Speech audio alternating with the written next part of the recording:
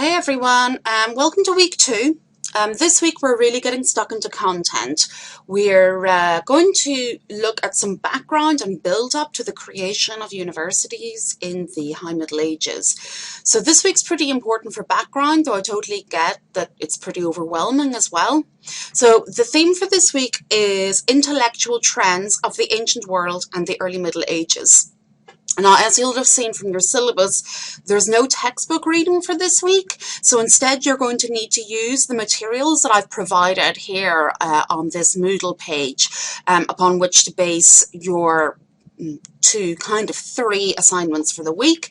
The first one that you're going to have to do is make a video discussion post, and you're going to need to make a post initially by Wednesday. That then is to give you time and something to respond to get a sort of discussion going in time for Sunday. That's the third deadline. The second deadline is the written form, and that's a Q&A form, so you can go in there now and have a look at the questions. The questions respond to the readings. They are deliberately dealing with issues that the readings and the videos and all the other things that I've posted for you down below raise. So that also explains why it's important, and this is a good practice going forward. And I don't think that this would necessarily happen with you guys at the 500 level, but yeah, it goes without saying, if I give you textbook readings to read or additional materials to read, use them. Don't just go look at the questions in the forum and go straight to Wikipedia or Google or whatever. This happens. Some of you are like, well, why would you do that? But some people do, and I will say that it gets really frustrating and annoying as a professor, because I've spent so many hours prepping for this class and thinking up questions that will be useful in terms of building skills and building up the course content and getting you thinking about the things I want you to be thinking about and finding materials to reflect these learning objectives. So it's really frustrating when students are like, oh, that's the question, I'm just going to go to Wikipedia and read the Wikipedia article, because I'm like, yeah, dude, I've spent hours putting together the perfect materials for you to answer this question and do a really good job in it. So yeah, appreciate and look at the stuff that I've posted, and not just me, all your professors. Okay, so why are we looking at this topic? Well, we know already, even though it's week 2, universities are medieval creations. Now, that is not to say that they just appeared out of some magical bubble. They did not. Nothing in history appears out of some magical bubble. The intellectual origins of the universities, they had to come from somewhere. And in fact, we're historians. We like to look at an earlier period for the causes and the build-up. So that's what we're doing this week. The medieval universities borrow their ideas from a lot of different places. We're going to look at some of these this week. We're going to look at others next week. So we're going to see this week how they borrowed ideas from the ancient world, that is the Greeks and the Romans. They borrowed a lot from the Islamic world. And in the early Middle Ages, the Islamic world preserved a lot of the materials created during the ancient world. The other place where they got things from, intellectual traditions, were from the educational institutions in the West that preceded them. That we'll look at next week, but this week we'll touch base with the monasteries. We tend to think of them nowadays as being exclusively religious institutions, but in the Middle Ages, and especially the early Middle Ages, they're actually the main centers of learning and education as well. So this week we're going to look at some of the big thinkers and some of the big ideas that shaped European thought. So this video today is going to kind of explain how all the materials I've given you slot in together and draw your attention to the key points that each of them have got. So try and put a bit of sense on how all of these disparate materials work together into a narrative. So what I recommend you start with are the segments from the documentary Inside the Medieval Mind, Knowledge. There's 3 segments, they're only a few minutes long each. I would start with these because they actually very quickly talk about the key points from the readings. So it's actually a good starting reference point. Very basic, very introductory, but kind of help you orient yourself. We're going to see some more clips from this BBC documentary again. The presenter is actually a very eminent medieval historian, Professor Robert Bartlett of St Andrews University in Scotland. So he's one of the top medieval historians of his generation. So the benefit of that is you're getting a really top historian's perspective on the topic, even though it's a documentary for a popular audience. So win-win, easy to follow, and a really important person writing and participating in it. And indeed, his documentaries are a lot more approachable than his books, which tend to be, you know, enormous to the point where they could be used as weapons. So you're going to start with segment number 9 this week. Segment 9 is about the spread of knowledge into Western Europe from the Islamic world, and it summarizes very quickly the role of the Islamic world in preserving knowledge from the ancient world. Now, this map here is going to, well, very quickly explain why this is the case. So this map shows the spread of Islam in the early Middle Ages. So it goes, well, you can see from the key, green, very small, but it will expand to include the pink bit and the orange bit, both orange bits in fact. So what's marked as the pink bit here is the Byzantine Empire. Most of the Byzantine Empire comes under Islamic control, at this point just a little green blob, within a generation or two. So does a lot of the area off to the right, that's marked as the Sassanid Empire. You'll see as well the darker orange, the Visigoth Kingdom. Now that is modern day Spain and Portugal. In 711, the Arabs crossed the Strait of Gibraltar, which is basically where that dot for Tangier is on the map. And they were under a very talented military official called Tariq. They conquered Spain, again, within a generation. So pretty much all of that dark orange Visigoth kingdom, after 711, went under Islamic control. Now, you can see that blue bit there, the Frankish kingdom, they're going to be referenced in this week in your readings. That does not come under Islamic control. That's going to be the heartland of the Carolingians. They're another group you're going to hear about this week. So basically, what this multicolored map is conveying is that the Islamic world is, one, very close to Western Europe. It's right in the West by being in Spain. The other thing is, and if this was a face-to-face class, I'd be like, well, what was the purple Byzantine bit before it was Byzantium? And the answer is it's the remnants of the old Roman Empire. And the Byzantine Empire, the capital is Constantinople, which is nowadays Istanbul. And as you can see in the map, this is right between Greece and Turkey. So they also have a Greek heritage. This is why the Islamic world, through expansion, preserves a lot of knowledge that preceded the Middle Ages. So segment 9 puts that in a bit more context about how they preserved knowledge from the ancient world. And then segment 10 also links through to the ancient world.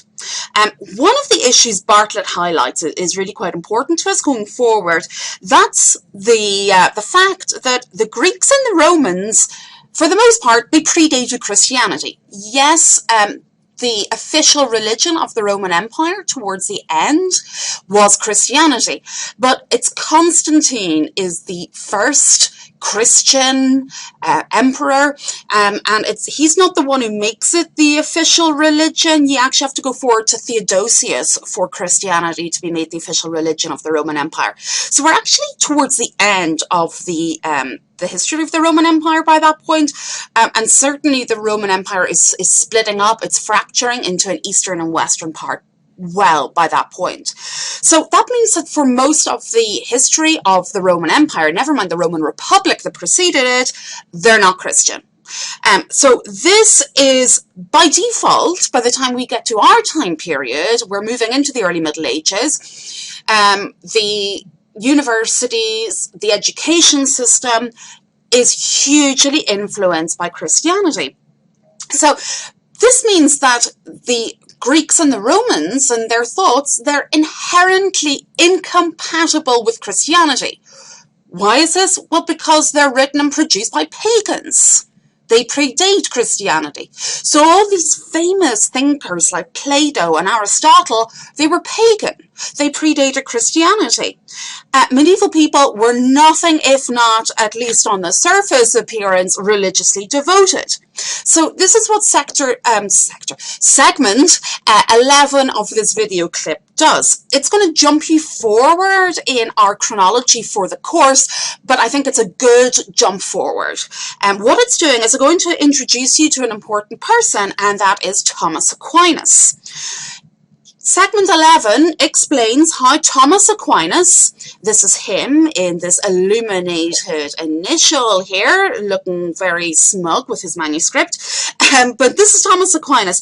He was a great thinker of the Middle Ages. He used his intellectual prowess to unite ancient and Christian thought. He came up with a way of thinking and arguments for how this ancient thought could be reconciled successfully with Christianity. Now, this is a crucial development in the history of the university and in world intellectual history. What it does, and the way, the methodology that he used to reconcile this, came to find scholasticism. What's scholasticism? It's a term we're going to see an awful lot of in the coming weeks. Scholasticism is a way of thinking and teaching that forms the backbone of how students were educated in the Middle Ages. It's a way that they were taught to think and question the world. Today we talk about the importance of information literacy, critical thinking skills. In the Middle Ages, the way you accomplished this was through the thought process, the philosophy of scholasticism. So Thomas Aquinas, very important for developing this way of thinking, but also by using this way of thinking, made it cool, made it okay, made it acceptable to go back and use the ancients. Now, moving on from that little introductory video, the next thing is just over a chapter from Cobbin's book on the history of universities. Now, Cobbin is starting with the ancient methods of education. So he's going back to the start of your segments. He opens with the Greeks. He very quickly moves on to the Romans, though. One of the things that he mentions is another thing we're going to learn more about, rhetoric. So I'm going to draw your attention to when Cobbin's talking about rhetoric. It's a subject we're going to talk about. It is one of the, in fact, probably the central subjects that students would have been taught in the medieval university. It's the core part of the trivium, which if you're looking ahead, you'll see we'll have a whole week on. Cobbin then jumps forward to the Carolingians. They're important this week, they're important next week, because it's the Carolingian state that arguably drives a new form of education. Basically, they need clever guys to work for them as bureaucrats, as civil service. So, suffice to say, this period is often referred to as the Carolingian Renaissance. Now, when we hear Renaissance, we think of the Renaissance, focused on Italy in the 15th, 16th centuries. That is actually only one episode of Renaissance. All Renaissance means is rebirth. So we have Carolingian Renaissance, there's also a 12th century Renaissance, of which the universities are a major driving force, and then, of course, the Renaissance. So This one is known as the Carolingian Renaissance because there is a revitalized interest, a rebirth in books and learning. So it's building us up to the advent of universities too. Chapter 3 of your Peterson reading for this week, it's all about the Carolingians. So while Cobban gives you a quick overview, Peterson will give you a lot more detail about the Carolingians there. Now, as a disclaimer, Cobban's chapter might be a little bit confusing for you on the first read because he jumps around a lot in terms of the chronology, and we're kind of used as historians to working from the beginning and then going forward. It actually does make sense, this approach that Cobban uses, though, if I tell you that he's actually writing it from the perspective of the development of the university subjects, and that's the approach that we're taking in this course as well. We're going to be looking at the intellectual development of these subjects. So he's actually providing a pretty good way to start thinking about this whole course structure, about how you're going to approach topics for the whole semester. So I think that's one of these readings that will actually help things click in the long term and will make probably a lot more sense looking back at it. Now, a bit more perspective on education in the Greco-Roman world is gathered from one of the primary sources that I gave you. It's short, it's quick, it's easy to read. And this is a translation of a letter written by Cicero, himself mentioned extensively in the readings. It's written by Cicero's son. He wrote it while he was a student in Athens in Greece in 44 BC. He was writing to Tiro, his father's man of business. So it's a little short, interesting letter. It gives us a sense of what studying was like for the son of Cicero. I mean, we're not going to get a more educated Roman offspring than the son of Cicero. So it gives us a little kind of personal take on education in the Greco-Roman world. Now, Peterson goes back even further. Peterson, you'll see, goes back to the Egyptians and argues that it's like the Book of the Dead that influences how people are taught and influences that it's religion doing the teaching. So Peterson is a lot more detailed than Cobban. So an approach to tackle this week's work might be to follow the order that I do in this video and the order that I set out on the Moodle page below this video. So you'll progressively build up to more detail. Start out broad and then get narrower once you've got some context and reference points. Peterson also is going to cover the schools that were established by Plato and Aristotle in the first chapter. And then in the second chapter, he does a really good job, I think, of setting the religious scene. And as I've already mentioned, it's crucial to have some idea of the importance of religion in the Middle Ages because religion hugely influences the intellectual developments of all of these centuries. Because of this framing in chapter 2, it's probably a good general background as well going forward. Now, as I've already said, chapter 3 is about the Carolingians. So I've got a couple more sources about the Carolingians for you. Another light-hearted version, slightly comedy version is a second primary source for this week. That is Hucbold's In Praise of Bold Men. And it is a poem, and it's entertaining because of the subject matter, but it's also composed entirely of words beginning with the letter C. So that doesn't really make much sense in the translation that I've given you, but if you scroll down that page, it does give you the Latin original, so you can see what they mean about. That's a creative way to do poetry. Go Renaissance. Now, if you'd like something visual as a context for the Carolingian Renaissance, I've given you a link to the documentary on the Dark Age Renaissance. Now, a disclaimer, an FYI, never ever call the Middle Ages the Dark Ages, not unless you want my head to start spinning on my shoulders, especially in this class. It's a no-no. The entire emphasis on this class is about the huge historical impacts the Middle Ages had on intellectual history.